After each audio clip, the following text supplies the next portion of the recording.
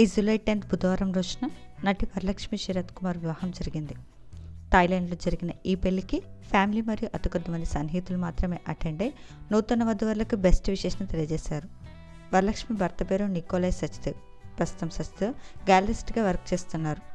పెళ్లికి వారం రోజుల ముందు నుండే శరత్ కుమార్ గారింట్లో పెళ్లి సందడి మొదలైంది. మొదట హల్దీ, తర్వాత మెహందీ, అలాగే సంగీత్ వంటి ఈవెంట్స్ని చాలా గ్రాండ్గా సెలబ్రేట్ చేశారు. సినీ అలాగే రాజకీయ ప్రముఖుల సమక్షంలో చెన్నైలో గ్రాండ్ రిసెప్షన్ పార్టీని కూడా హోస్ట్ చేశారు. హిందూ అలాగే క్రిస్టియన్ పద్ధతుల్లో జరిగిన వరలక్ష్మి సచ్దేవ్ల వెడ్డింగ్కి సంబంధించిన కొన్ని ఫొటోస్ బయటకు వచ్చాయి. ఈ పిక్స్ ప్రస్తుతం నెటిజన్లు బాగా ఆకట్టుకుంటున్నాయి. ఆ బ్యూటిఫుల్ ఫొటోస్ని మనం ఈ వీడియోలో చూసేద్దాం.